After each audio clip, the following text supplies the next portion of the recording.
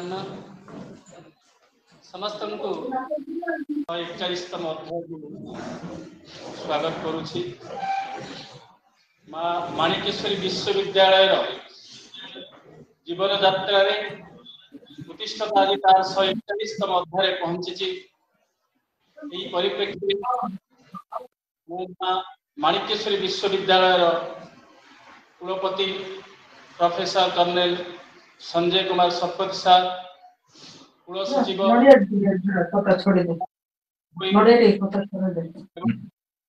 आज आम वक्ता भाव आसी श्री पद्मनाभ राजू सार, विशिष्ट नाट्यशिल्पी राजेश भाई, सत्यबाबू एवं प्रतिष्ठित जड़े उद्योक्ता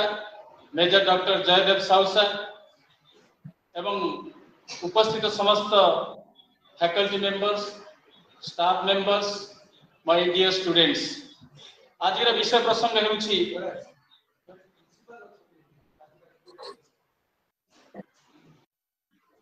कौन सी महाविद्यालय प्रिंसिपल जने कि अच्छी सार कहते सर प्लीज ये निश्चित भाव में सौभाग्य कथा आम दुई जन अध्यक्ष को पाइछु तेणु मंच रे आसन ग्रहण करने को अनुरोध करुछु। सुंदर परिवेश आज विषय प्रसंग जहाँ रही मो स्वांग अति चमत्कार विषय प्रसंग से आज वक्ता पुंखानुपुंख भाव में वर्णना करेंगे। कार्यक्रम को आगक नवा पूर्व मु अनुरोध करुछि मैडम लिप्सा महाराणा को से आज कार्यक्रम में स्वागत संगीत गान करेंगे। मैडम लिप्सा महाराणा। पूजनीय vice chancellor sir Sanjay Kumar Satpathy को मोर प्रणाम। और जिते भी मोर एठी गुरुजन अच्छा समस्त को मोर प्रणाम। आरंभ करछि स्वागत संगीतटी। जय हे जय शिव शंकर जय हे त्रिशूलधारी हे डम्बरुधर जय हे जय शिव शंकर जय हे मस्तके बहिच जटा भार प्रभु दिशे ताम्र चोड़ा परे त्रैलोक्यनाथ आहे पृथ्वीवास नीलकंठ हरे देव देव तुमे महादेव परा देव देव तुमे महादेव परा करुणामय हे भुजंगधर जय हे जय शिव शंकर जय हे मस्तकरु झरी गंगा होई धार चांद हसुअछि अधा गलारे लंबी रुद्राक्षर माल ललाटे चंदन चिता कटे देशे व्याघ्र चर्म शोभा पाए कटे देशे व्याघ्र चर्म शोभा पाए कांधरे पैता दिशे सुंदर जय हे जय शिव शंकर जय हे तुम्भ पद सेवी हुई अछु धन्य त्रिपुरारी शूलपाणि हेरंतु आरत आहे भोलानाथ इतिकी आंभ मागुणी ढाळंतु आशीष आहे आशुतोष ढाळतु आशीष आहे आशुतोष कैलासपति हे महेश्वर जय हे जय शिव शंकर जय हे जय शिव शंकर जय हे त्रिशूलधारी हे डम्बरुधर जय हे जय शिव शंकर जय हे।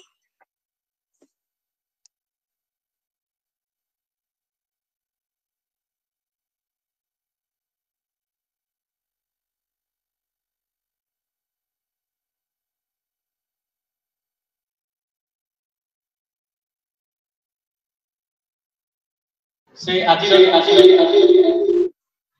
आपण न्याय देइछन्ती आज प्रसंग उपरे कारण जहाँ सार कुलपति महोदय कहले नाटकर स्रष्टा होउछन्ती शिव शिवंक ठारू नाटक सृष्टि तेणु एबे काला विलंब न करी आमे अनुरोध करिबा आम अनुष्ठान कुल सचिव श्री पीताम्बर भोई सार को से आज प्रसंग में स्वागत वक्तव्य रखे।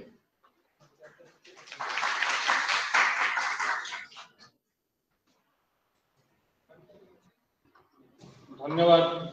श्रीजुक्त डॉक्टर कैलाश चंद्र दास सर। आज हमर माँ माणिकेश्वरी भूली जाइए माँ माणिकेश्वरी को टिके डाकवा जय माँ माणिकेश्वरी जय माँ टेश्वरी। आज 141तम प्रेरणादायी वक्तृत्वमाला उत्तिष्ठ सभापति मान्यवर vice chancellor kernel professor Sanjay Kumar Satpathy महोदय, आज मुख्य वक्ता आज आम गण अच्छा श्री पद्मनाभ राजू विशिष्ट नाट्यशिल्पी सर। आज आम गण मंचासीन होती दी जन प्रिंसिपाल मैडम जड़े सार जड़े आम अनुष्ठान आम कलाहांडी विश्वविद्यालय माणिकेश्वरी विश्वविद्यालय परिवार समस्त सदस्य सदस्य डॉक्टर जयदेव साहू सर आमर नुआ भाव आज जॉइन कर उत्तिष्ठ श्री सत्यनारायण महापात्र आमर नुआ भाव भी ये जॉइन कर विशिष्ट व्यंग कवि जहाँकर प्रसिद्ध माने बहीटा हूँ जस्ट गुटे तार संस्था आमर राजेश बाबू आज आम गहन जोड़ी होता विभिन्न गाल्पिक साहित्यिक लेखक एवं आम विश्वविद्यालय परिवार छात्र छात्री भौणी दीक्षा समस्त को आज आम कलाहांडी माँ माणिकेश्वरी विश्वविद्यालय परिवार तरफ समस्त को स्वागत जनाऊँ। आज मुख्य वक्ता श्रीजुक्त पद्मनाभ राजू सार को आम परिवार तरफ आम स्वागत जनाऊँ। आज जो प्रसंग मो स्वांग पिला को नुआ लगुव स्वांग वार्डटा कहीं जेहेतु मॉडर्न टेक्नोलॉजी टीवी आसला इंटरनेट आसला किए देखा पाऊ नी किंतु आम देखीचु जो आम छोट थिलु लक्ष्मी स्वांग कथा मन पड़े हारावती हरण कथा मन पड़े विभिन्न नाट्य यहाँ हूँ स्वांग हूँ आम कलाहांडी प्राचीन नाटक। तो से समय ये स्वांग हरण विभिन्न रामलीला हरि अर्जुन चौतीसा जेते यात्रा ये सब गुड़ाक मनोरंजन माध्यम से समय ठीक एवं भी मन पड़े आम राति बसबू बोले सकाल पाई जाऊँ तो 2 घंटा दिन पिला पेसेंस ना मोबाइल धरी धरी से मोबाइल सीना देखबे बही देखा छाड़े किंतु ये सब स्वांग देखा गोटे स्वप्न। तो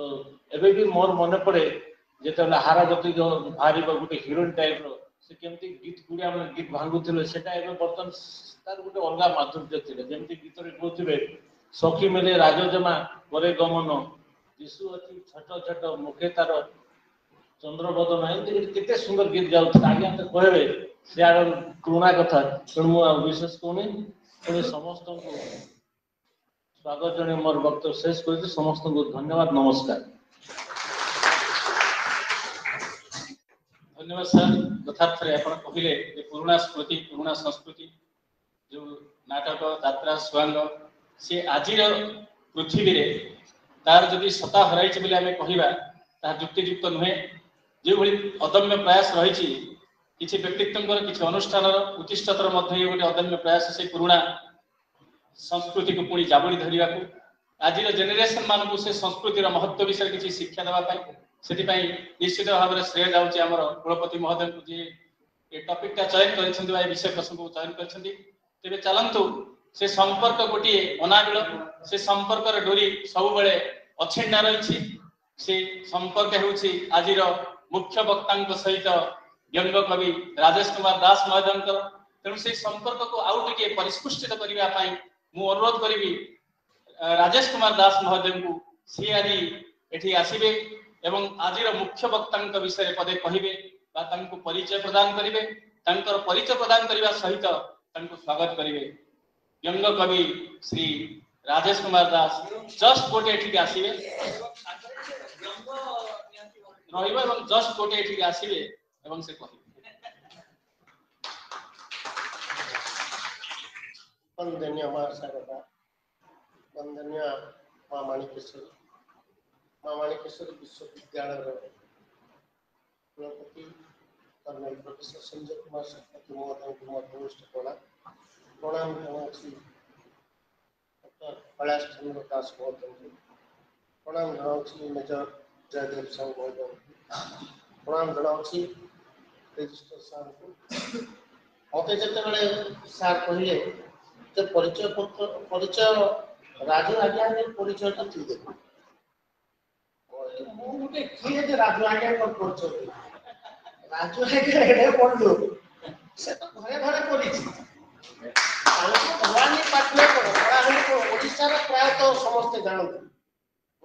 राजू आज्ञा बोली जानते किंतु तथापि मुझे गली जेहेतु राजू आज्ञा घर जो पड़ारे जो सहर में मो घर भी से सहर से पड़ा प्राय मो घर ठू 100 मीटर डिस्टेंस रे राजू आज्ञा घर एवं जेहेतु मो माँ भवानी पड़ार झी आ से पड़ार भणजा से राजू आज्ञा माऊ सुंदर करे माऊ बोली डाके राजू आज्ञा पेशा से शिक्षकता करते किंतु निशा होची स्वांग आ स्वांग निशा को बड़ी दुनिया रे बड़ निशा आ किछि नहीं हला स्वांग बोले आमे ताके करसु ना तो मु सेता जन्म भी नहीं थी 1970 75 मसिया कथा मु सुन जहा सुनिछि ताहा कहूछि आ जहा कहूछि ताहा राजू आज्ञा को पाठ देखि तो 1970 75 मसिया कथा जते बेले एंटरटेनमेंट किसी सुविधा नहीं आजिकल मोबाइल है टीवी है हाँ भवानी पाटना टाउन में गोटे सिनेमा हॉल थिला किंतु सिनेमा हॉलटा जनरेटर रे चालित होथिला आ से समय भवानी पाटना टाउन में इलेक्ट्रिक मध्ये अभाव थिला किंतु राजू आज्ञा माने उषावती हरण को जो भलिया हिसाब रे परिवेषण करूथिले लोकों को मनोरंजित करूथिले आ अनेक कहती जे लाइट रो सुविधा पेट्रोमॉक्स लाइट रे कलर रो जरी सब माने देइकरी कलरफुल कर ड्रामा करा करथिला एवं माने बहुत माने पाखा गाँव भी समस्त आसंती से नाटक को देखती उपभोग करती बहुत खुशी होती आ गोटे कथा मु राजू विषय कहबा माने मेन कैरेक्टरटा होची से जो कैरेक्टरटा माने उषावती हरण करती मु सुने माने नारद भूमिका देवर्षि नारद मुनि तंकर भूमिका लेकिन से जते बड़े मंच को आसंती आइले नारद मुनि हो तीन पुर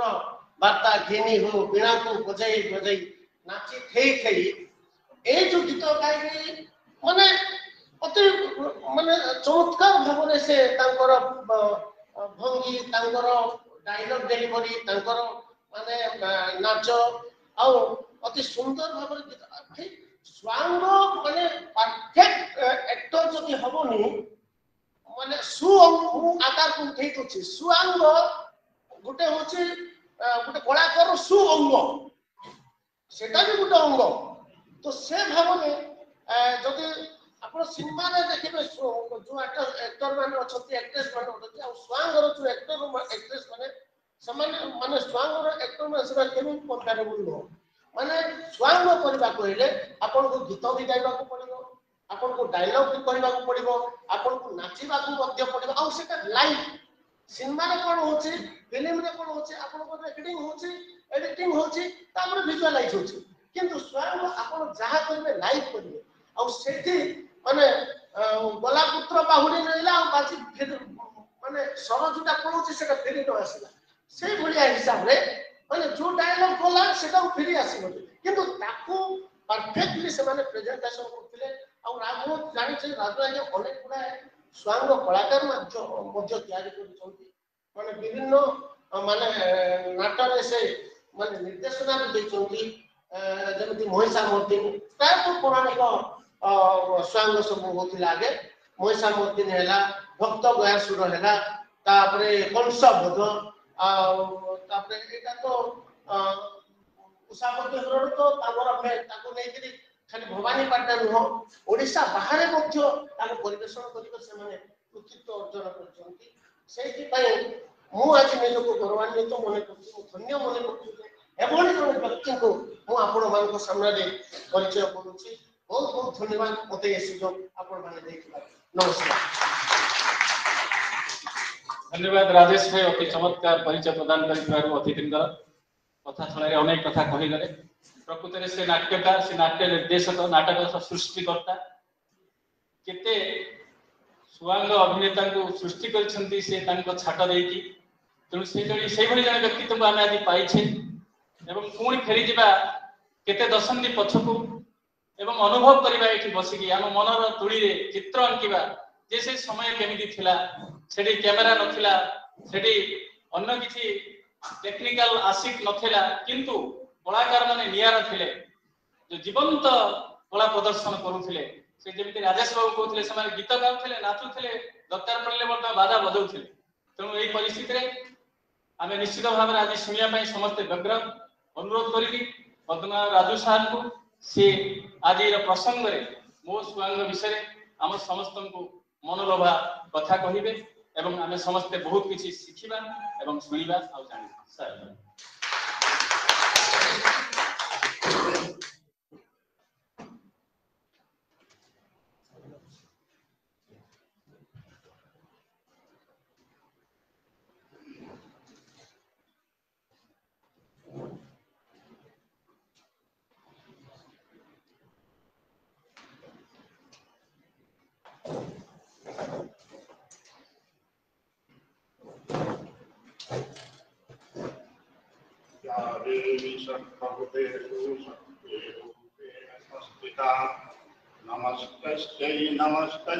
नमस्तस्यै नमो नमः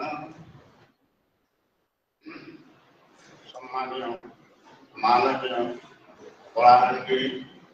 महाविद्यालय चांसलर महोदय एवं उपस्थित समस्त शिक्षाविद वृंद एवं ये कॉलेजर छात्र छात्री मत सुजोग कारण मुझे जीवन में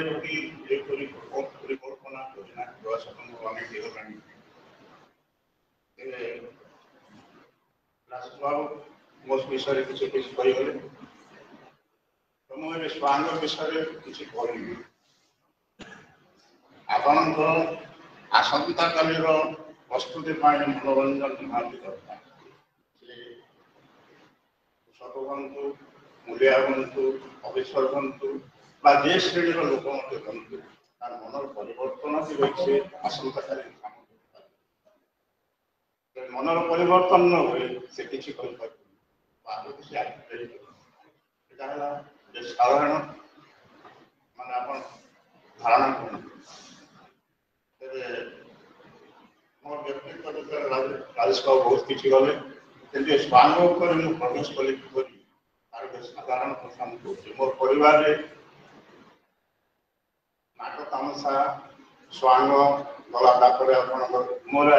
इत्यादि जन्म कर मोर जन्म समय मोर मोर मामू जड़े गाय करुले स्वांग लेखक होते निर्देशना करते परिचालना जो गाँ मान स्वांग प्रथम स्वांग कौन आप धारणा अंग स्वांग यहाँ भी साधारण भाषा अन्य जन चरित्र को निज देह प्रतिफलन कर देखे गोटे स्वांग स्वांगर नाटक सहित संपर्क ना कि गीत नाट्य संपर्क ना कि सिनेमा सहित संपर्क जैसे स्वांग एक्टर कलाकार एत परिश्रम कर सब साधारण धारणा मिले से स्वर थी तार शारीरिक व्यवस्था ठीक देखा चरित्र को ठीक प्रतिपादन करपरी लोक को नहीं स्वांग कारण आपणकर 19 70 ମାନେ 60 ରୁ 70 ଭିତରେ मनोरंजन ପାଇଁ କୌଣସି ବ୍ୟବସ୍ଥା ଜିଲ୍ଲାରେ ନଥିଲା। ବ୍ୟବସ୍ଥା ଥିଲା ସିନେମା ହଲ୍ ସେ ଚାଲୁ ସବୁ କହୁଥିଲେ ଡାଇନାମୋ ଚାଲୁଥିଲା ଆଉ ସେଟା ପଇସା ଛୁଆ ବାଲା ହିଁ ଦେଖିପାରୁଥିଲା। ଯାହାର ପଇସା ନେଇ ସେ କୋଉଠି ବାଜାଟେ ବାଜିଲା ବୋଲେ ସେ ଯାଇକି ସେ ହାଜର କରୁଥିଲା। କିନ୍ତୁ ଏମିତି ବ୍ୟବସ୍ଥା ଥିଲା। ପ୍ରଥମେ ମୁଁ ମୋ ପିଲାବେଳରୁ ମୋର ପାଗଳ ପଡ଼ି ହେଇଛି କ୍ଲାସ୍ ତୃତୀୟରେ ପଢ଼ୁଥିବା ସମୟରେ ଦେଖିଲି ଆମର ନାଟ୍ୟରସ ପ୍ରଫୁଲ୍ଲ ରଥ ତାଙ୍କର ବାପା ଥିଲେ ମୋ ଟିଚର। ସେ ଏଇ ଧାରଣା ଗୁଡ଼ାକ ଆମ ମନ ଭିତରେ ରହିଯାଇଥିଲା। ନାଟକ କ'ଣ ତୃତୀୟ ଶ୍ରେଣୀରୁ ନାଟକ ଭିତରେ ପଶିଛି। ତାପରେ ଆସ୍ତେ ଆସ୍ତେ ଆମ ପ୍ରତିପଡ଼ା ଆମ ନାଟୁଆ ପଡ଼ା ବୋଲି ମୁଁ ଯେଉଁ ପଡ଼ାରେ ପାସ୍ କରିଛି ସେ ନାଟୁଆ ପଡ଼ା ବୋଲି ସେଠି ପ୍ରଫୁଲ୍ଲଙ୍କର ଘର ଆପଣମାନେ ଜାଣିଥିବେ। ସେ ଓଡ଼ିଶାରେ କାହିଁକି ଭାରତ ରାଜନୀତି ତାଙ୍କର ପରିଚୟ ହୋଇଛି ନାଟ୍ୟ ଉପାଧି ପାଇଛନ୍ତି ଅନେକ ପୁସ୍ତକ ଲେଖିଛନ୍ତି ନାଟ୍ୟ ବିଷୟରେ। ତାଙ୍କ ବିଷୟରେ ମୁଁ ବିଶେଷ କହୁନାହିଁ। ସେଇ ପଡ଼ା ଭିତରେ ମୋର ଜନ୍ମ ଏବଂ ଲୋକମାନଙ୍କୁ କେମିତି ସୁବିଧାରେ ସୁଯୋଗରେ ସେମାନେ ମନୋରଞ୍ଜନ କରିପାରିବେ ଏଇ ବ୍ୟବସ୍ଥାରେ ମୋ ପିଲାଦିନକୁ ଥିଲେ। ଆପଣଙ୍କର 1970 ମସିହାରେ ମୋ ସାଙ୍ଗମାନେ କହିଲେ ଯେ ଆମେ କିଛି ଗୋଟେ କରନ୍ତି। ଡ୍ରାମା କଲେ ଲୋକଙ୍କୁ ସେଇ ସମୟରେ ଯଦି ଜଣେ ଡ୍ରାମା କରିବ ତାହେଲେ ତାର ପାଇପ୍ ଦରକାର, ଷ୍ଟେଜ୍ ଦରକାର, କେତେ ମାନେ ଖର୍ଚ୍ଚ ବହୁଳ ରହୁଥିଲା। କିନ୍ତୁ ଜଣେ ସ୍ୱାଙ୍ଗ କରିବା ମାନେ ସର୍ବସାଧାରଣ ତାକୁ ଦେଖିପାରିବେ, ଉପଭୋଗ କରିପାରିବେ, ଆନନ୍ଦିତ କରିପାରିବେ। ତେଣୁ ମୋର ସହପାଠୀ ଏବଂ ମୋ ପଡ଼ାରେ ବାସ କରୁଥିବା ଅନେକ ଶିକ୍ଷିତ ବ୍ୟକ୍ତି ବିଶେଷକୁ ନେଇକରି ପ୍ରଥମେ ମୋର ସ୍ୱାଙ୍ଗ ଆରମ୍ଭ କଲି। କିନ୍ତୁ ସ୍ୱାଙ୍ଗ ଆରମ୍ଭ କଲେ ସ୍ୱାଙ୍ଗର ସ୍ଥିତି ଅଛି ସ୍ୱର ଥିବା ନିହାତି ଦରକାର। ସେ ଭଲ ଗାଇପାରୁଥିବ, ଭଲ ନାଚି ପାରୁଥିବ, ଭଲ ଦେଖାଯାଉଥିବ। ଏଇଟା ଗୋଟେ ସ୍ଥିତି। ସେଇ କେତେ ଜଣଙ୍କୁ ନେଇକରି ମୁଁ ପ୍ରଥମେ ଠିକ୍ ଠାକ୍ କରି ଉତ୍ସାହ କରୁଥିଲି। ରାଜବାବୁ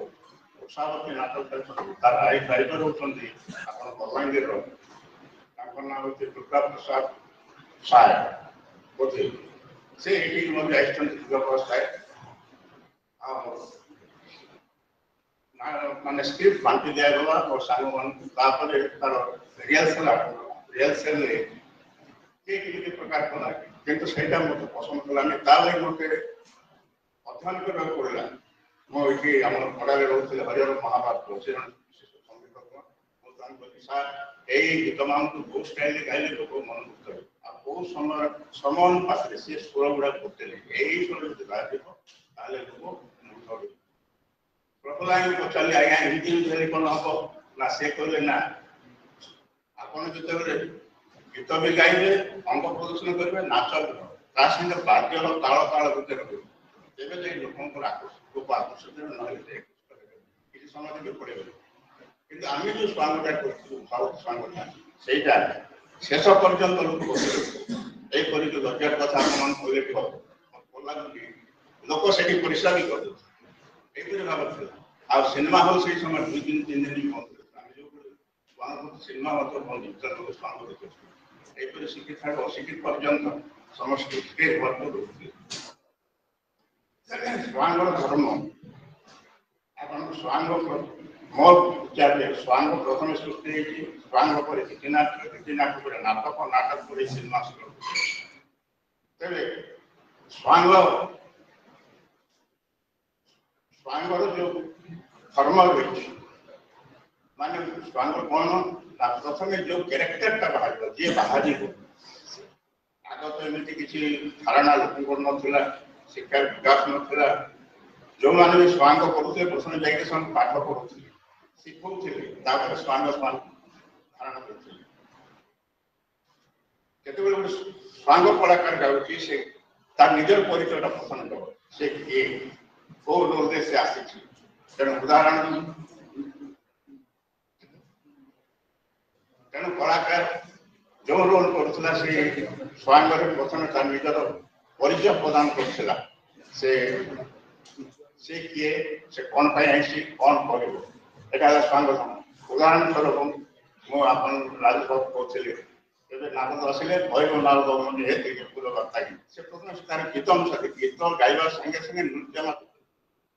ଆଉ ଆପଣଙ୍କର ମ୍ୟୁଜିକ୍ ସିଷ୍ଟମ ଆଜିକାଲି କେତେ ପ୍ରକାର ହେଇଛି ସେ ସମୟରେ ଏତେ ପ୍ରଚଳିତ ନଥିଲା କୋଲୁଟି ଆଗେ ଗିନି ବୋଲି ବୁଝିପାରୁଥିବେ ଯୋଉଟାକୁ ବାଜେଇଲେ ତାର ତାଳ ଗୀତ ଯୋଉ ଗାଇବ ତାଳ ମାନ ଲୟ ସମାନ ହେବା ତାହା ଲୋକଙ୍କୁ ଆକର୍ଷଣ କରିପାରିବନି ସେଥିପାଇଁ ପ୍ରତ୍ୟେକ କଳାକାରକୁ ବହୁତ ଅଭ୍ୟାସ କରିବାକୁ ପଡୁଥିଲା ଅଭ୍ୟାସ ନହେଲେ ଠିକ ଭାବରେ ସେ ଗୀତ ଗାଇପାରିବନି ଠିକ ଭାବରେ ସେ ଅଭିନୟ କରିପାରିବ ତ ଏହାକୁ ସର୍ବପ୍ରଥମେ କଳାକାର ମାନେ ତାକୁ ଅଭ୍ୟାସ କରୁଥିଲେ ଅଭ୍ୟାସ ପରେ ଯାଇକି ଆମେ ରିହର୍ସାଲ କରି ଯାଇକି ଆମେ ଲୋକଙ୍କ ଆଗରେ ଦେଖୁ ତ ମୁଁ ଯୋଉଠି ସଫଳ ହେଇଛି ସେ କଥା ହିଁ ଆପଣମାନଙ୍କୁ କହିବି ତ সেই সময় এমনি কিছু লাইট ফাইটর ব্যবস্থা নথিলা গ্যাস লাইট হোক কিংবা নিয়া জড়াইকি মধ্যে লোক স্বাঙ্গ করছিল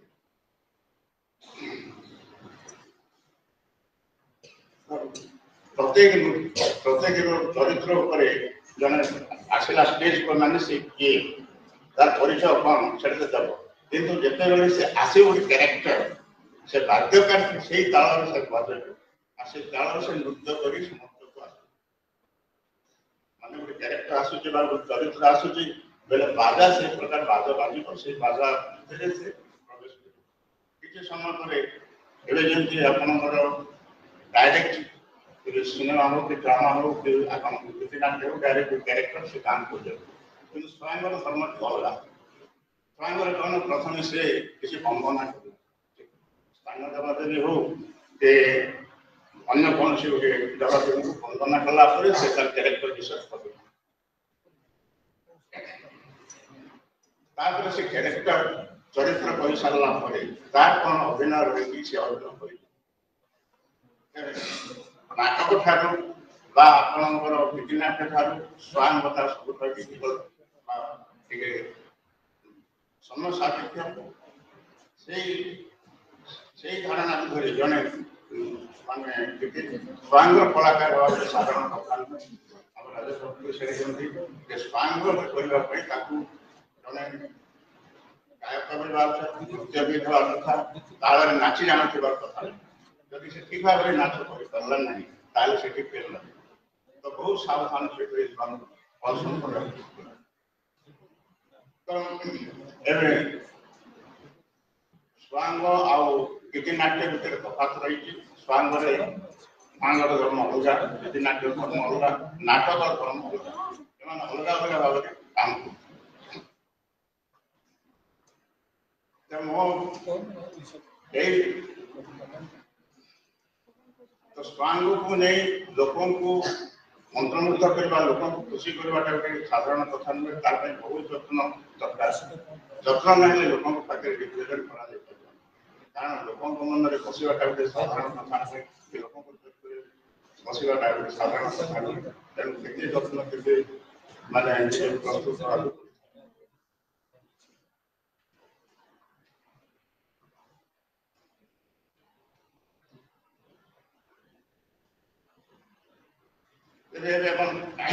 ଆପଣଙ୍କର ସ୍ୱାଙ୍ଗର ତଥ୍ୟ ଭିତରେ ସାଧାରଣତଃ ସ୍ୱାଙ୍ଗ ଆପଣଙ୍କ ପୌରାଣିକ ରାମାୟଣ ମହାଭାରତ ଇତ୍ୟାଦି ଗୋଟେ କ୍ୟାରେକ୍ଟର ମାନେ ତଥ୍ୟକୁ ନେଇକି ଯେମିତି ହେଲା ଆମେ ଯେ କହୁଥିଲୁ ସେଟା ହେଲା ଉଷାବତୀ ହରଣ ବା ଉଷାବତୀ ହରଣ ସେଟା ହଉଛି ମହାଭାରତର ଗୋଟିଏ ଅଂଶ ବିଶେଷ ସେଇଭଳି ଏବେ ବରହମପୁର ସାଇଡରେ ଲେଖିଛନ୍ତି ଆପଣ ଭାରତ ଥିଲା ତାଙ୍କର ଧର୍ମ ଟିକେ ଅଲଗା ସେଠି ଜଣେ ଗୋଟେ ଜଣେ ଦ୍ୱାରୀ ରହିବ ଅର୍ଜୁନ ରହିବେ ସଭ୍ୟତା ରହିବେ ଆଉ ଅନ୍ୟ ଗୋଟେ ଆଜିକାଲି ଗୋଟେ ପାୟା ସେ ପ୍ରଶ୍ନ ପଚାରିବ ଆଉ ତାର ଭିତର ମାଧ୍ୟମ ସେଠି କେବଳ ଦୁଇଟି ଜିନିଷ ରହୁଛି ଗୋଟେ ହେଲା ଗୋଟେ ଜିଜ୍ଞାସା ଆଉ ଗୋଟେ ଅଜ୍ଞା ଜିନିଷକୁ ଜାଣିବ କିନ୍ତୁ ଗୋଟେ ସ୍ୱୟଂରେ ଆପଣଙ୍କ ସରରସ ରହୁଥିଲା ସରରସ ବୋଲି ଯେମିତି ଗୋଟେ ହାସ୍ୟ ରସ ରହିଛି କରୁଣା ରସ ରହିଛି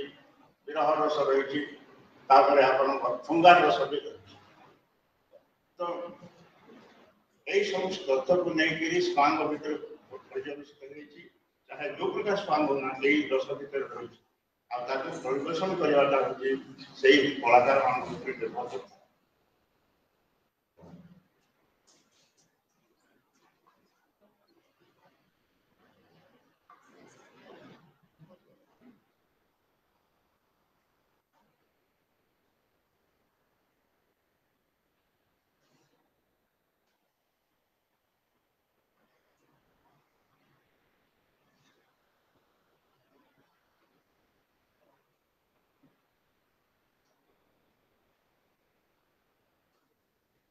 ଏବେ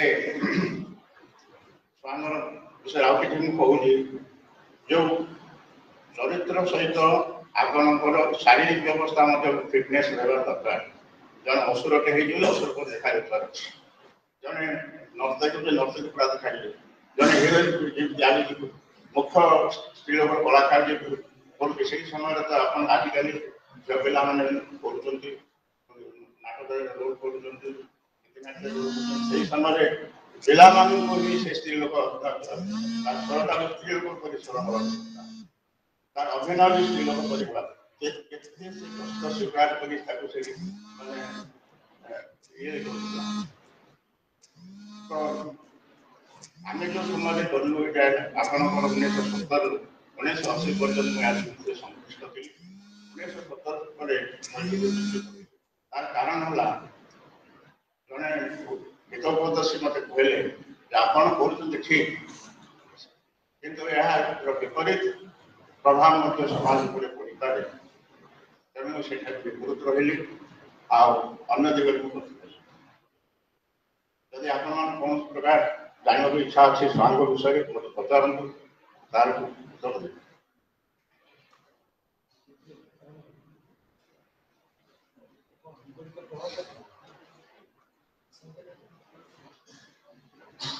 ସେ ଯୋଉ ବିପରୀତ ପ୍ରଭାବ ପଡ଼ିବ ବୋଲି କହିଲେ ସେଟା କ'ଣ ବିପରୀତ ପ୍ରଭାବ କେମିତି ପଡ଼ିବ? ଆଜ୍ଞା ଶୁଣନ୍ତୁ,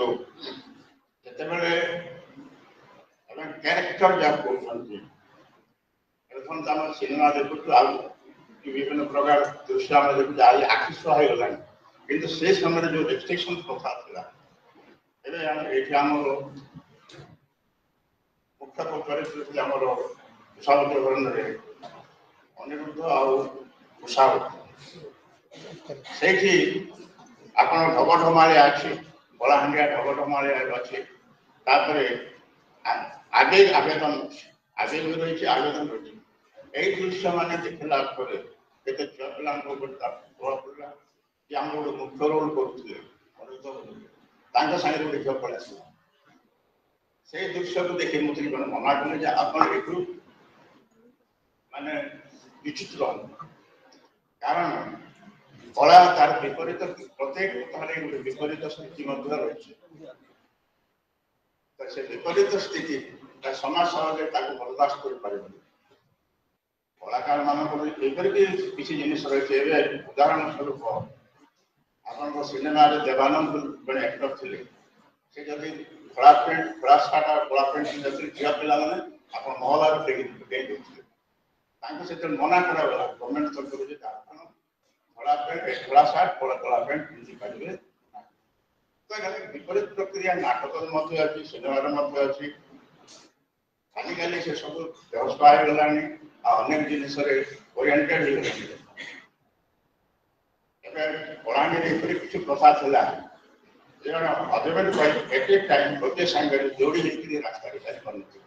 କାରଣ ତାକୁ ଦେଖିଲେ ଲୋକ ବ୍ୟଙ୍ଗ ବିଦ୍ରୁପ ହାସ୍ୟାସ୍ପଦ କରୁଛି। ଏପରି ଗୋଟେ ସମୟ ଥିଲା, କିନ୍ତୁ ଆଜି ସେ ସମୟ ନାହିଁ, ଆଜି ସମୟ ବଦଳି ଯାଇଛି। ଆପଣ ଯୋଉ ଅଭିନୟ କରୁଥିଲେ ବିଭିନ୍ନ ଜାଗାରେ ଯାଇକି ଆଜ୍ଞା ଛୁଆଙ୍କୁ ଯୋଉ କରୁଥିଲେ, ଏମିତି କିଛି ଗୋଟେ ଅନୁଭୂତି ଆମକୁ କହିବେ କି ଆପଣଙ୍କ ବ୍ୟକ୍ତିଗତ ଗୋଟେ ପରିସ୍ଥିତିର ସମ୍ମୁଖୀନ ହେଇଛନ୍ତି କୌଣସି ଜାଗାରେ ଅଭିନୟ? ହଁ, ଆମେ ଥରେ ରାଉରକେଲା ଯାଇଥିଲୁ। ରାଉରକେଲାରେ ଭଞ୍ଜ ମଣ୍ଡପରେ କରୁଥିଲୁ। ଭଞ୍ଜ ମଣ୍ଡପରେ ଯେ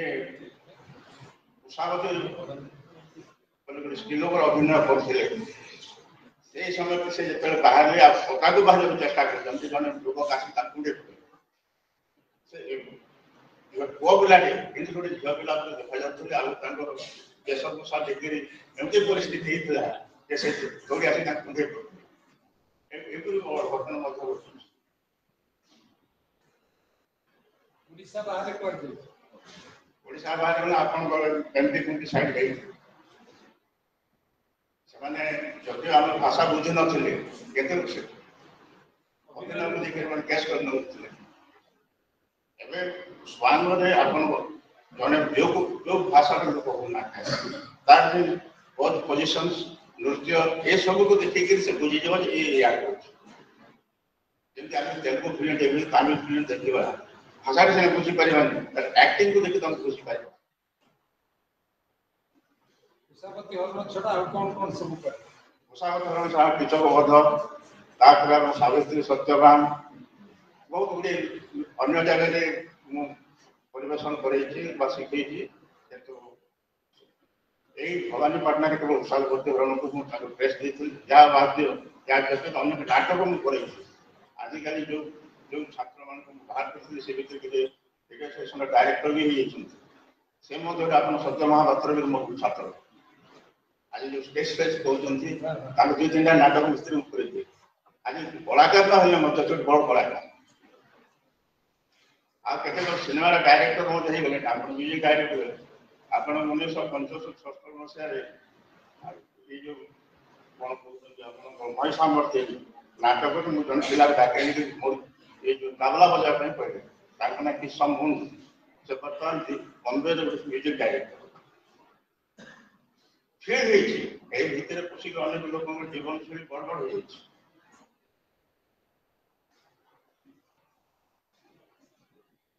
ଆପଣ କ'ଣ ଭାବୁଛନ୍ତି ଛୁଆଙ୍କର ଏଇ ଯୋଉ ଟିଭି ହେଇଗଲା, ମୋବାଇଲ ହେଇଗଲା, ବର୍ତ୍ତମାନ ବି ଏଇ ସବୁ ଥିବା ସତ୍ତ୍ୱେ ବି ଆମେ ତାକୁ ପ୍ରସ୍ତୁତି କଲେ ଲୋକ ସେ ଟିଭି ସିନେମା ମଧ୍ୟ ବୁଝିବେ। କାରଣ ମୁଁ ନିଜେ ଏକ୍ସପେରିମେଣ୍ଟ କରିଛି ଭବାନୀପାଟଣାରେ ଯୋଉ ଭଲ ଭଲ ସିନେମା ଚାଲୁଥିଲା, ଏଇଟା ଡ୍ରାମା ବି ଚାଲୁଥିଲା। ଆପଣଙ୍କର ପ୍ରଫୁଲ୍ଲ ଆଜ୍ଞାଙ୍କର ଡ୍ରାମା କରୁଥିଲେ ସେଟା ବାହାରୁ ବି ଆର୍ଟିଷ୍ଟ ହେଇଥିଲେ। ସୋମନାଥ ଜୟ ସୋମନାଥ ବାହାର ନୃତ୍ୟବିତ ମାନେ ଆସିଥିଲେ, କଳାକାର ବ୍ୟକ୍ତି। କିନ୍ତୁ ଲୋକଙ୍କର ସେଇ ସମୟରେ ମାଣିକର ହାଇସ୍କୁଲ ପ୍ରୋଗ୍ରାମ ଲୋକେ ଛାଡ଼ିକି ଏଇଠି ପଳେଇଲେ। ସେ ସମୟରେ ଟିକେଟ ସିଷ୍ଟମ ନଥିଲା, ସେ ଷ୍ଟାଡିୟମରେ କରୁଥିଲା। ଆପଣ ଗୋଲାପବାଗ ଷ୍ଟାଡିୟମର ଫ୍ରଣ୍ଟ ଗେଟ୍ ଭିତରେ ସେ ତାଙ୍କର ଷ୍ଟେଜ ଥିଲା।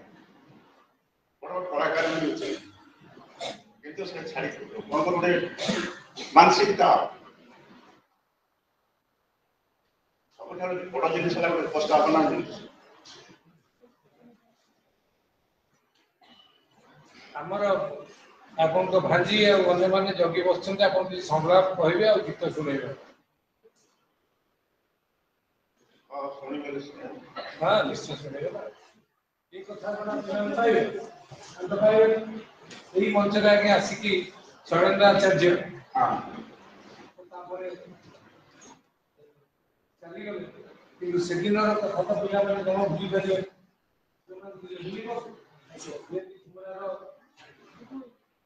ସବୁ କହିକି ଚିତ୍କାର କଲେ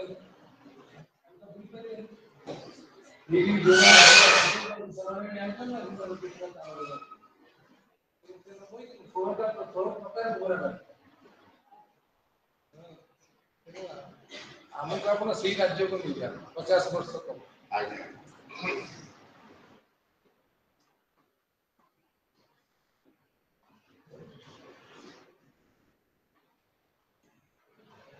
କୋଉ ଗୀତରେ ନାଇଁ ଯୋଉଟା ଆସୁଛି ଗାଆନ୍ତୁ। ନାରଦ କେମିତି ପଶୁଥିଲେ ଗାଈ ଗାଇକି ସେଇଟା ଆଗ ଶୁଣ। ସେଇଟା ଆପଣଙ୍କର ପ୍ରିୟ ଚରିତ୍ର।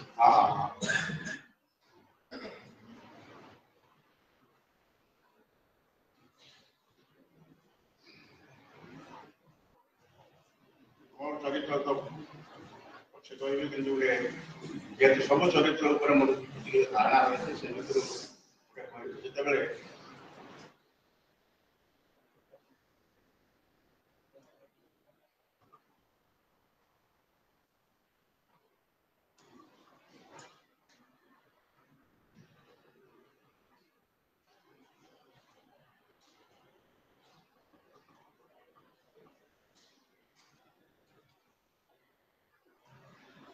ଆମର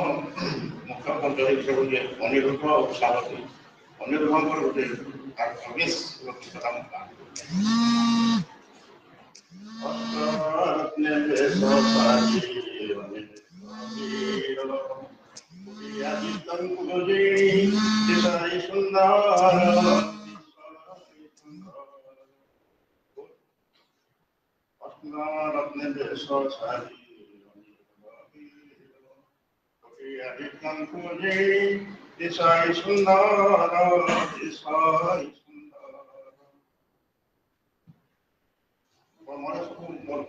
ମନେ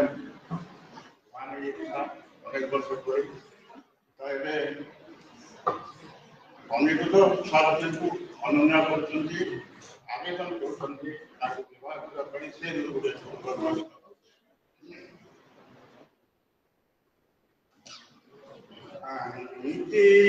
প্রিয় সহি মরে জীবনা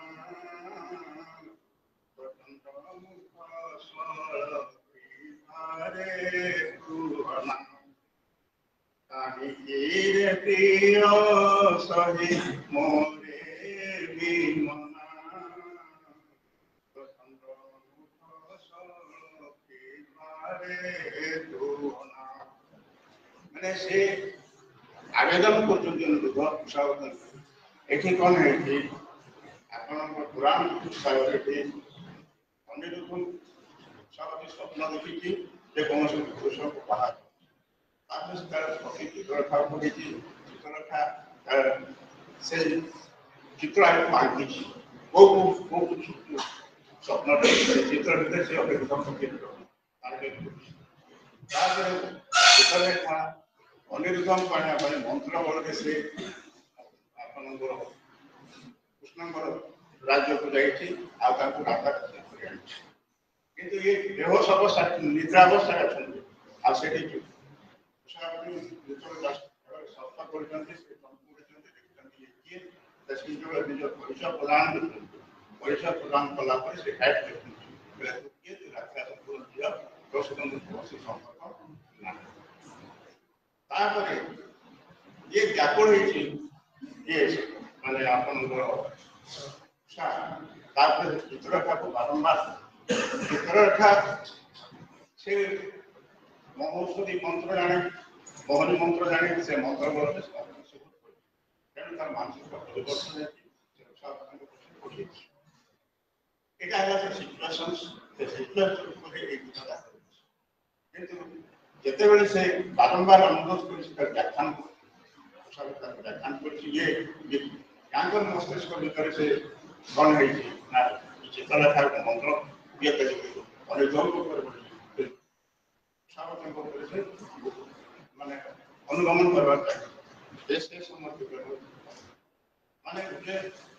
ପିଲାମାନେ ତମମାନେ 50 ବର୍ଷ ପଛରେ ଅଛ ହେଲା ସେଇ ଅନୁସାରେ ଶୁଣିବ ନହେଲେ ତମେ ଆନନ୍ଦ ନେଇପାରିବ ନାଇଁ ଏଗୁଡ଼ା ଛାତ୍ରଛାତ୍ରୀ ଭଲ ଲାଗି ନପାରେ ସେଇ ଚାଷ କଲେ ତମେ 50 ବର୍ଷ ପଛରେ ଅଛ ସେଇ ଅନୁସାରେ ଗ୍ରହଣ କରିବାକୁ ଭଲ ଲାଗି ନପାରେ କାରଣ ତାର ଏଇ ଯୋଉ ପରିଭାଷା ଏଇ ଯୋଉ ତଥ୍ୟ ତାଙ୍କ ସାଙ୍ଗେ ବିରକ୍ତ ବହୁତ ହେଇଛି କାରଣ ସେ ଗୋଟେ ସ୍ଥିତି ଏଇଟା ଏବେ ଆପଣଙ୍କର ପ୍ରତ୍ୟେକ ଯୁବକ ଯୁବତୀଙ୍କ ମନରେ ଗୋଟେ ଆଶା ଆକାଂକ୍ଷା ଆଗନ୍ତୁକ ସ୍ଥିତି ଉପରେ ମାନସିକତା ରହିବ ଜଣେ ବିବାହ ହବ କୁଶଳ ବିବାହ ହବ ନା ସ୍ତ୍ରୀ ଗୋଟେ ଜଣକ ବାହା ଏଇଟା ସାଂସାରିକ ଗୋଟେ ସ୍ଥିତି ଏଇ ସ୍ଥିତି ରହିଛି ରହିବ ଏଇଟା ବି କିଏ ଏଭଏଡ୍ କରିପାରିବେ ଗୋଟେ ମେଲ୍ ଗୋଟେ ଫିମେଲକୁ ବାହା ହବ ବା ଫିମେଲ ଗୋଟେ ମେଲ୍କୁ ବାହା ହବ ତା ଭିତରେ ସେମାନଙ୍କ ଭିତରେ ଯୋଉ ଆବେଦନ ରହିଛି ତାକୁ ବିଭିନ୍ନ ପ୍ରକାର କବି ଭାବୁକ ଲେଖକ ସେମାନେ ଯେମିତି ଆପଣଙ୍କୁ କିଏ ଜଣେ ଲେଖିଛନ୍ତି ପ୍ରଣୟ ବହୁଳ ମେଘଦୂତ କାଳିଦାସ ମେଘଦୂତ ଲେଖେ ଏଗୁଡ଼ା କାହିଁକି କବିମାନେ ଲେଖିଯାଇଛନ୍ତି ସେଇ ସମୟ ଜନ୍ମ ମାନସିକ ଭାବନାକୁ ଆମର ଆଉ ଥରେ ବି ଟିକେ ଏକ୍ସପେରିମେଣ୍ଟ ଚାଲିଛି ବର୍ତ୍ତମାନ ସାଇକୋଲୋଜିରେ ଟେଲିପାଥି ବୋଲି ଗୋଟେ ଅଛି ଯେହେତୁ ମୁଁ 2 ବର୍ଷ ଯାକ ଏଠି ପଢ଼ିଛି ସେଇଠୁ କିଛି ଜିନିଷ ଜାଣିଛି ଟେଲିପାଥିରେ ଜଣେ ଭାବୁଛି ଜଣଙ୍କ କଥା ଏତେ ଇଣ୍ଟେନ୍ସଲି ଭାବୁଛି ସେ ତାର ଫଟୋ ତୁଲେ ନେଇଛନ୍ତି ସେ ସେଇ ସମୟରେ ତା ପାଖେ ପହଞ୍ଚୁ ଚରିତ୍ର ତାର ଛାୟାଟା ସେ ପହଞ୍ଚି ତାର ସେ ସେଟା ଘରକୁ ଯାଇପାରିବ ଗପ ନୁହେଁ ଯେମନ କହୁଥିଲା ତାର ଘୁରି ଗଲା ତାର ଏକ second but that is a science ଗୋଟେ ଅତି ଇଣ୍ଟେନ୍ସଲି ଚିନ୍ତା କଲେ ଛାୟାଟା ବି ଯାଇକି ଜଣଙ୍କ ପାଖରେ ପହଞ୍ଚି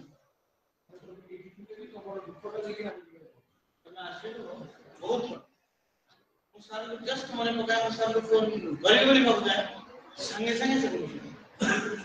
ना एक्चुअली स्मरण होता है दुईटा कथा स्थूल हां हमें स्थूल रे विश्वास करते किंतु सूक्ष्म सत्ता में गोटे जिनिस अछि मात्र में बेसी केमती होची आगे जो कथा कहले छोटा सोची से जो माता का काम जदि से कौनसी बसत गोटिया इसको करिया कहू ता पूर्व मां से काम छाड़ी को तो किसी को देखिए सूक्ष्म संपर्क जो कथा कहूँ पृष्ठभूमि चरित्र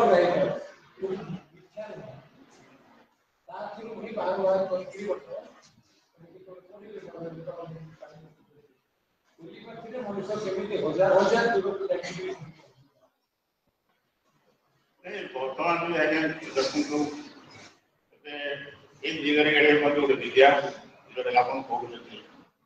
ଜଣଙ୍କର ଫଟୋ ପାଇଲେ ମଧ୍ୟ ଜଣକ ସେ ନିଜ ଆୟତ କରିଥାଏ କାରଣ ସେ ଚିତ୍ର ମାଧ୍ୟମରେ ତାର ମାନସିକ ସ୍ଥିତିକୁ ମଧ୍ୟ ଏଇଟା ଆଗରୁ ବି ଅଛି ଏବେ ବି ଅଛି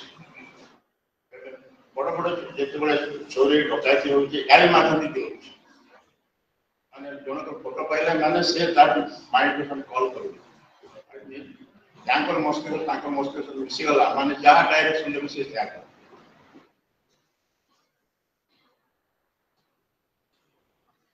अबे आगु के नाटक कथा ଯୋଉମାନେ ସ୍ୱାଙ୍ଗ କହୁଛନ୍ତି ମୁଁ ଆପଣ କେତେଟା କଥା କହୁଛି ସ୍ୱାଙ୍ଗ ଏପରିକା ଜିନିଷ ଥରେ ସେ ସ୍ୱାଙ୍ଗ ଭିତରେ ପଶି ଯାଇଛି ପ୍ରଥମେ ଯେ ଲୋକ ସ୍ୱାଙ୍ଗ ସେ ପ୍ରଥମେ ଖୁସି ତାପରେ ଅନ୍ୟକୁ ଖୁସି କରିବ ଯେମିତି ଜଣେ ସଙ୍ଗୀତଜ୍ଞ ନିଜେ ଖୁସି ନହେଲେ ଅନ୍ୟକୁ ଖୁସି କରିପାରିବେ ଆମର ଏଇ ଭବାନୀପାଟଣାରେ ବିଶପ ମଧ୍ୟରେ ଜଣେ ରୋଲଟେ କରୁଥିଲେ ଗୋଟେ ସ୍ତ୍ରୀ ଲୋକଙ୍କ ରୋଲ କରୁଥିଲେ ଦାସ ଭୂମିକା ରୋଲ କରୁଥିଲେ ତାଙ୍କର ଜୀବିକା ଥିଲା ଆପଣଙ୍କ ହସ୍ପିଟାଲରେ ଯେଉଁ ପ୍ରେସର କାମ କରୁଥିଲେ କିନ୍ତୁ 1970 ମସିହା ପର୍ଯ୍ୟନ୍ତ ତାଙ୍କୁ ଡାକ୍ତର ଭାବରେ କଳାହାଣ୍ଡି ବୁଲାନ୍ତି ତାର କାମ ଥିଲା ଲୋକଙ୍କ ଘର ବୁଲି ବୁଲିକି ଇଞ୍ଜେକ୍ସନ ଦେବା ଔଷଧ ଦେବା ଡାକ୍ତରକୁ କେତେ ଜାଣିନଥିଲି ଆଜିକାଲି ଡାକ୍ତରଖାନାରେ ଯେଉଁ ଲୋକ ବେଶୀ ପ୍ରବଳ ହେଇଛନ୍ତି ସେଇ ସମୟରେ ବେଡ୍ ସବୁ ଖାଲି ରହୁଥିବା ଆଉ ଡାକ୍ତର ମାନେ ପ୍ରାୟ ଖାଲି ରହୁଥିଲେ ସେ କରୋନା ବୋଲି ଗୋଟେ ଭୂମିକା ଅଛି ଭୂମିକାରେ ସେ ଅଭିନୟ କରୁଥିଲେ ସେ ତାଙ୍କର ଝିଅର ଯେତେବେଳେ ବାହାଘର ସେଥିରେ ମଧ୍ୟ ସେ ନାଚରେ ସେ ନିଜେ ନାଚିଲେ ତାଙ୍କର ନାତି ହେଲା ନାଚରେ ନାଚିଲେ ଆଉ ଗୋଟେ କଥା କହୁଛି ଦିନେ ଜଣେ ଅଭିନୟ କରୁଥିଲେ କିଛି ଦିନ ସ୍ୱାଙ୍ଗ କରୁଥିଲେ ରହିବା ତାଙ୍କ ପରିବାର ଲୋକ ତାଙ୍କ ମାମୁଁ ଘରକୁ ଯାଇଛନ୍ତି ବା ତାଙ୍କର ଭାଇ ମା ଘରକୁ ଯାଇଛନ୍ତି ସେଠି ତାଙ୍କ ପିଲାମାନେ ସେ ଇଚ୍ଛା କରୁଥିଲେ ତାଙ୍କ ପୁରୁଣା ଡ୍ରେସ୍ ପତ୍ର ଥିଲା ମୁହଁରେ ପାଉଡର ପଡ଼ି ଦର୍ଶକ ଦେଇଥାନ୍ତି କବାଟ ସବୁ ବନ୍ଦ କରିଦେଇଥିଲେ ସେ ନାଚ କରୁଛନ୍ତି ଘର ଭିତରେ ବୋଲେ କି ପ୍ରକାର ନିଶା ଆପଣ ଏଠି କରୁଛନ୍ତି ଘରେ କେହି ନାହାନ୍ତି ଦର୍ଶକ କେହି ନାହାନ୍ତି କିନ୍ତୁ ସେ ନିଜେ ନିଜେ ସେ ଅଭିନୟ କରୁଛନ୍ତି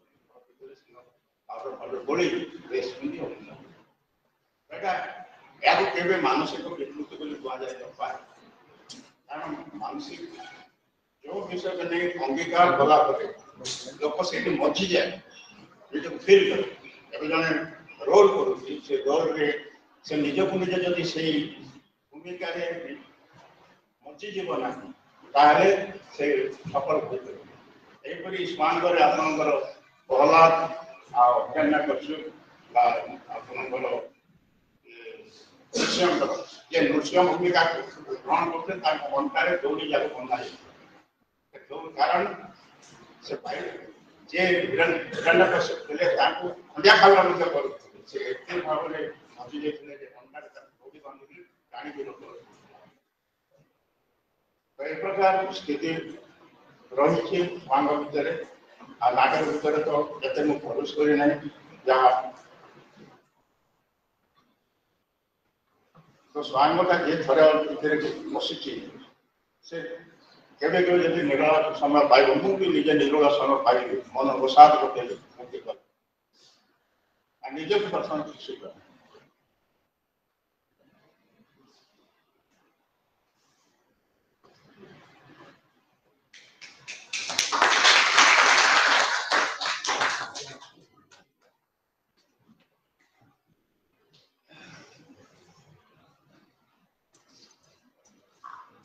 पद्मनाभ राजू सार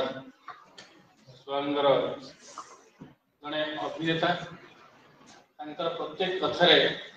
अभिनयर शैली फुटी उठुला वास्तव में अनेक कथा सार कहले जहाँ अत्यंत मर्मस्पर्शी था सतरे जमी भिसी सार कहते तुम समस्त 50 वर्ष तौक गले से जिन अनुभव कर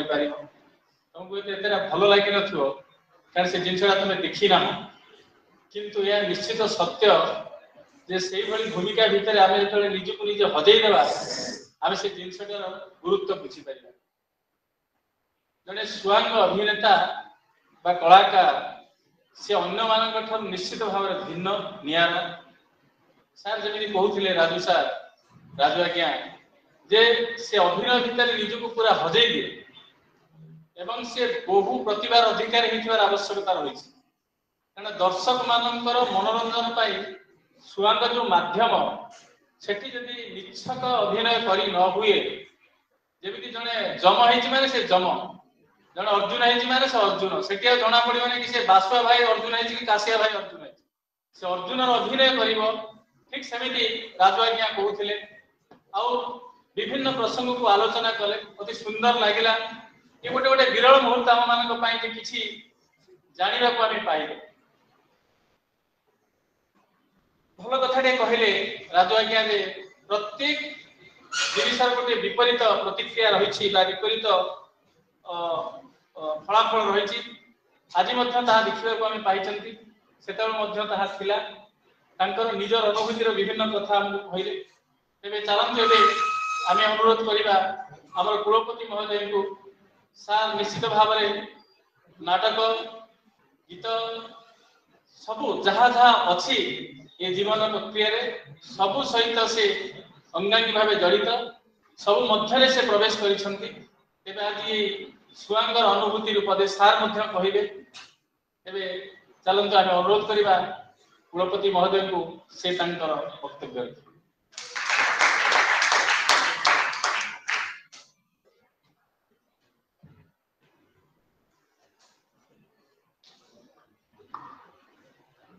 तमनकर आगे आश्चर्य लगुव एमती गोटे विषय वस्तु विशेषर कहीं बाछी हुए कौन आमको मिले सबू किसी बदल हम बाप मां को बदल हेनी निजर अतीत को बदल हेनी निजर संस्कृति को बदल जिते तो तुम गोटे परिचित करवाई एमती गोटे समय थिला जेतेबेले मनोरंजन माध्यम आज परि नथिला किंतु मनोरंजनटा जीवनर गोटे अविच्छेद्य अंग ताकू से जीवन ना अवसाद मेटाइवा किसी ना किसी करवा से सृष्टि जदि शब्दकोश देखा स्वांगर अर्थ कौन बहुत कथा बाहर स्वांगर प्रतिशब्द देखिले स्वांगर गोटे प्रतिशब्द हूँ छई घरे बेसी नाटक कर छुआ तक बेसी स्वांग कर छई गोटे शब्द आ गोटे शब्द है प्रहसन रौशन को मध्य स्वांग बोली कहा जाए किंतु ए जो स्वांगर कथा हम चिंता करूँ सेटा कौन ना जनप्रिय अभिनयटा होची स्वांग लोक मानकर मन को छुईब भली जीवंत अभिनय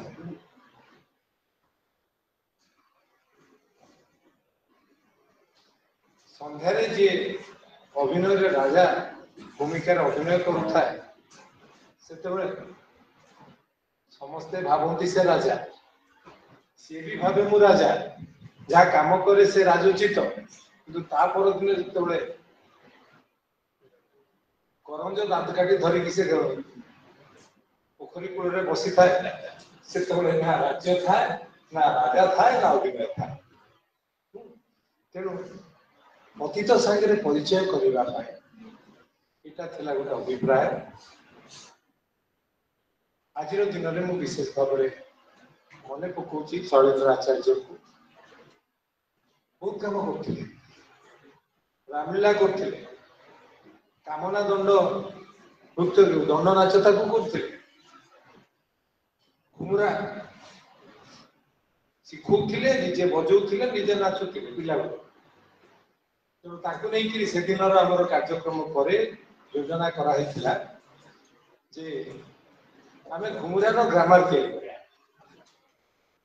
ग्रामर घुमुरा कौन ना 16 प्रकार जो घुमुराटा बाजी पारे कौन से ताल गुड़ा कौन ता संगे निशानटा केमती बाजिबो 16टा जगह कौन समान निशान बाजिबो ता तो नुहे पादर छंद कौन समान हम ता तो नुहे से कथा चिंता करके स्क्रिप्टिंग आरंभ हो जाता किंतु समय खेल बड़ विचित चली गली किंतु कामटा ता बाटरे चली से जो मान के शिखुले से एकत्र कले खूब शीघ्र आम शूटिंग आरंभ हो एमती गोटे लुप्त हो जाउथिबा कला होची स्वांग आजिकल कौन स्वांग को देखबार मिलुची ना अच्छी किंतु स्वांगर आवश्यकता तो खाली कहबी तार गुरुत्व ताकू जमा भूल सेटा आमर पारंपरिक आउ स्वांग कलाकार टी वर्तमान कलाकार मान बेसी गुणवत्ता थिबा चली धरा जाऊ केते जन नाटक कर लोक गीत गाई पारे केते जन वाद्य बजे पारे केते जन नाची पारे नहीं नाचिबा अलग लोक अभिनय करने अलग लोक अन्य जिस परिवेशन करने अलग लोक किंतु एठी जन ही सब काम कर multifarious personality, reflection of a multifarious personality is depicted in this one. सेटा गोटे दिनकर वर्षकर कथा नुहे एटा गोटे वर्ष वर्षर साधनार फल जेमती अन्यत्र आम देखुए ये प्रतिफलित हुए तेणु से विषय तुमको किसी धारणा दवाई आज ये विषय वस्तुर परिकल्पना कौन लाभ मिले तमें मैंने जो स्वांग अभिनेता अभिनेत्री जो तो कराई but you can have one seed in your mind तुम मुंडे गोटे मंजी बुझाई पारे each one of us is multi talented आमको देखा पड़ो आविष्कार करिया पड़ो मो भीतर कौन कौन अच्छे it's not that I just read and right I right in the examinations आज आम फाइनल खो देखु 33 यूनिवर्सिटी तुम मैंने शुणी बोधे गोटे छोटिया यूनिवर्सिटी मां माणिकेश्वर यूनिवर्सिटी सी ऑर्गेनाइज कला गोटे ऑल इंडिया 33 यूनिवर्सिटी रो पिला माने आसिले फलाफल कोन हैला चारिटी टीम ऑल इंडिया खेलिया पे सिलेक्टेड है समान जीवे कालीकट खेलिया पे ईस्ट जोन तरफ रिप्रेजेंट करिवे कलाहांडी यूनिवर्सिटी गुरुत्व कलाहांडी यूनिवर्सिटी तीन उड़ीसा टीम को सेठी पठिया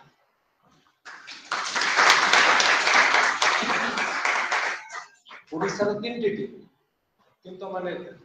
मु ताको कहि छी तो माने फाइनल रे जदी इंडिया कप लेके आसीबो पुणी कलाहांडी यूनिवर्सिटी तुमको एठी आसीबा पाई तमरो सब खर्च वहन करियो आ तमे तमरो खेल देखियो कारण कोन तुम मैंने प्ले देखिले आश्चर्य होबो when I compare my team with the winning teams मते लागिले जे हमर योग्यता नै खेलिबा हला किंतु अछि कोन बहादुरी अछि कॉम्प्लेसेंसी अछि एटा जेबेटू ठिकना हला मु सेबेटू कहूची जे प्रैक्टिस कर तो माने आश्चर्य हो से पिला माने उडुचन पूरा आश्चर्य से उडुचन से उडे स्वांग काली सेइथिनु ही मोर मन को स्वांग कथा आसिला हम माध्यम डाके नले मु चिंता करथिले आउ जम को डाके से स्वांग रे कोन से पोको जो माने देखिथिबो मो कथा बुझी पारियो से विपक्ष जन दौड़ुची ये जीवता को छुईबा पाई मारिबा पाई से पूरा तीनटी जिनस मार्क कर स्वांग केमती से माने कर गोटेला से पिला धीरे जाउची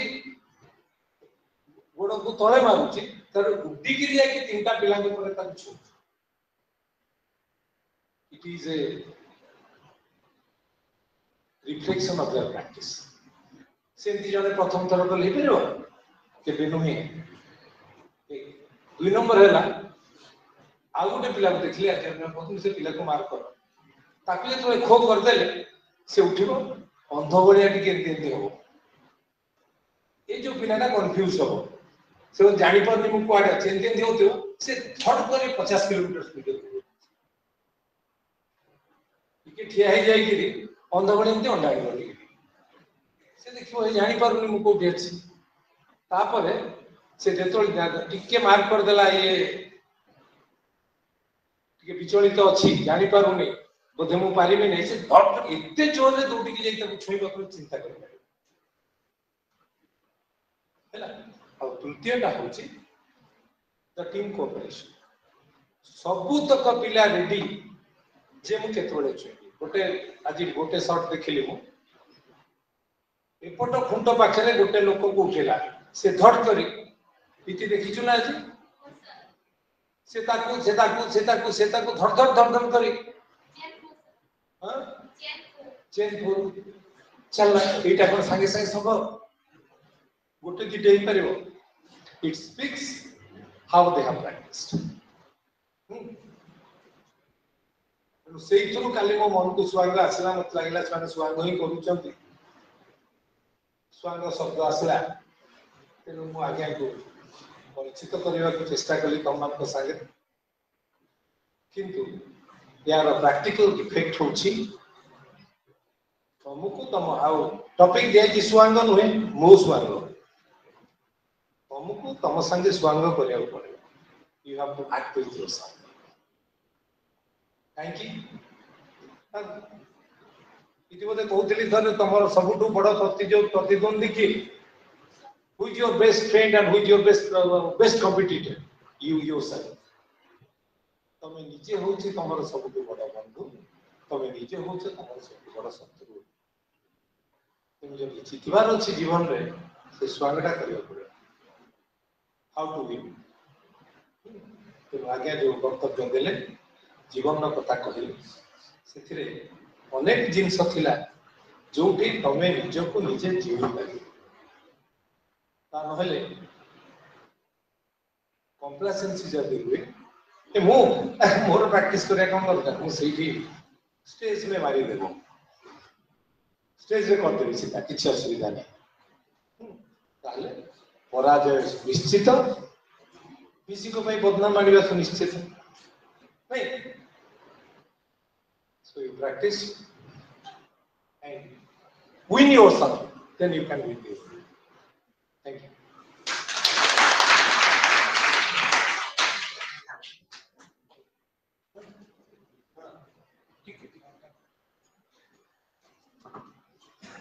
अरे मु स्वांगर कथा आप टिके रखिगला मोर कि सेटा मु कहबी एई मोर दीक्षा कहबी।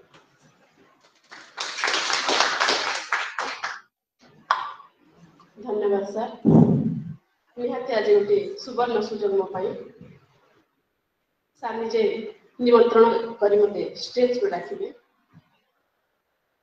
बोधे आज पर्यंत मो ए प्रकार कुलपति को देखि नाही जे समस्त को एते खुशीर सहित आदर समस्त आपण से भलिया जड़े आमे कुलपति महोदय को पाइछु। तेणु भूमिष्ठ प्रणाम जणेबी सही कुलपति महोदय को तसहित मंचरे बसिथिबा समस्त मंचासीन अतिथि एवं सामने बसिथिबा जयदेव सर, सत्य सर, राजेश दादा समस्त को एवं प्रिय छात्र छात्री मान को मो स्वागत जणेबी आम सहित उपस्थित अछि। एवं बप्पा महोदय कहते स्वांगर कथा निहाती जड़े चतुरतार सहित जड़े विवेकवान जड़े ज्ञानी मनुष्य सहित संयोग करें खो खेल सहित खूब सुंदर चमत्कार भाव में स्वांग को जोड़े सहीटा भी गोटे स्वांगर गोटे चरित्र हूँ दुआरी से हूँ सूत्रधर स्वांग को मनोरंजन गोटे बार्ता देवाई दुआरी जो कार्यटा करें तार गीत माध्यम तार भावभंगी माध्यम सेटा बहुत चमत्कार थाए। मु गोटे कलाकार परिवार झील बोधे हुए से मोर प्रति रक्तबिंदु सब नाची खेली बुलू थाए से गीत गुड़ाक। तेणु बेसी तो मन पड़ूना जी मन पड़ुची निहाती समस्त सामने उपस्थापन करी दुआरी चरित्र लिखी। मणिमा देख मचाल मणिमा देख मचाल बाबाजी गुटे आसीचे मणिमा देख मचाल खारगुर दु माखी करी लेंटी गुटे भिड़ी करी फुदुक डेगुचे मणिमा देख मचाल बाबाजी गुटे आसीचे मणिमा देख मचाल सिंधुआरे हेचटिया देखी देले उड़ी चालचिया सिंधुआरे हेचुआटिया देखी देले उड़ी चालचिया मणिमा देख मचाल बाबाजी गुटे आसीचे मणिमा देख मचाल। खूब चमत्कार सहित सुंदर संलाप जड़े व्यक्ति ओ हिसाब से बार्ता को प्रेरण करें ताहार सम्य एवं संपूर्ण भाव उपस्थापन कर कौशल जानी था से हूँ द्वारी जोगसूत्र रक्षाकारी। तेणुक समस्त सामने से द्वार चरित्र किसी गीत को उपस्थापन करी। धन्यवाद मत सुजोग देथिबार।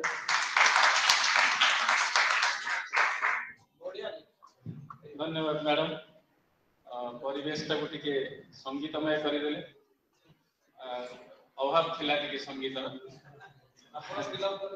तेणु सार जहाँ कहले कुलपति महोदय आम समस्त निश्चित भाव उपादेय आम आम निजक जाना निजक जिणवा ताहले आम दुनिया को जिणी पार। द्वारीर चरित्र को मैडम आनी उपस्थापन कले संगीत माध्यम अति सुंदर थिला। तेबे यही कार्यक्रम परवर्ती सोपान को आम जा से अनुरोध करी सत्यनारायण महापात्र सार को से आज कार्यक्रम धन्यवाद अर्पण करवा है।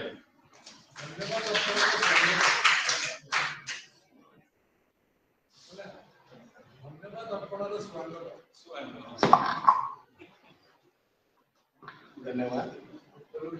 उपस्थित 141तम अध्याय मते धन्यवाद अर्पण कर दायित्व दि जाइथिबार मु निजको धन्य मन कर। आज विषय मो स्वांग अतिथि द्वारा अति चमत्कार भाव में वर्णना करा सर्वप्रथम माणिकेश्वरी विश्वविद्यालय कुलपति प्रोफेसर संजय कुमार सतपथी महोदय को मु धन्यवाद देवी जहाँ निरवच्छिन्न साहित्य यही प्रतिष्ठित को आज 141तम अध्याय उपनीत कराई। सार आपनकर प्रेरणा अनुष्ठान को दिग्दर्शन देउछि। मु धन्यवाद देवी आज वक्ता श्री पद्मनाभ राजू महोदय को जी आज प्रसंग को यथार्थ भाव में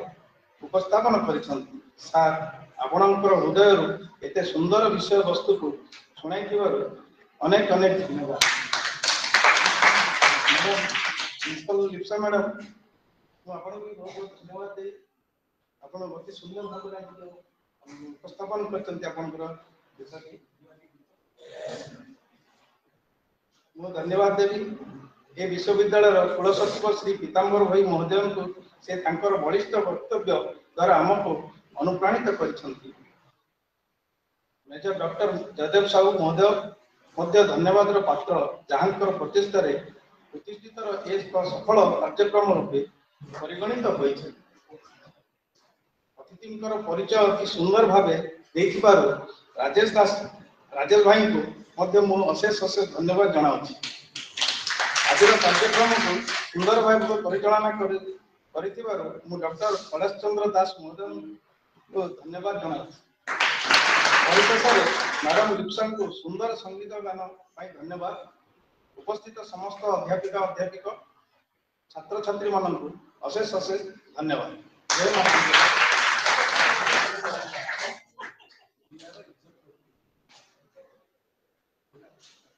सत्यबाबू को मध्य बहुत बहुत धन्यवाद, कारण से समस्त को एते धन्यवाद रे कुढ़े गुड़े तांको मध्य धन्यवाद देवार निश्चित आवश्यकता रही। एबे आमे अनुरोध करिबा मैडम लिप्सा महाराणा को से शांति पद पाठ करिबे।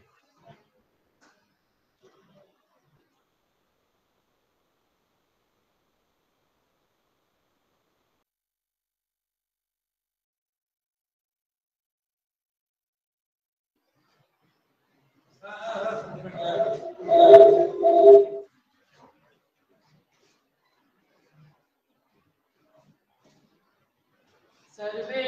भवन्तु सुखिनः, सर्वे सन्तु निरामयाः, सर्वे भद्राणि पश्यन्तु, मा कश्चित् दुःखभाग् भवेत्। ॐ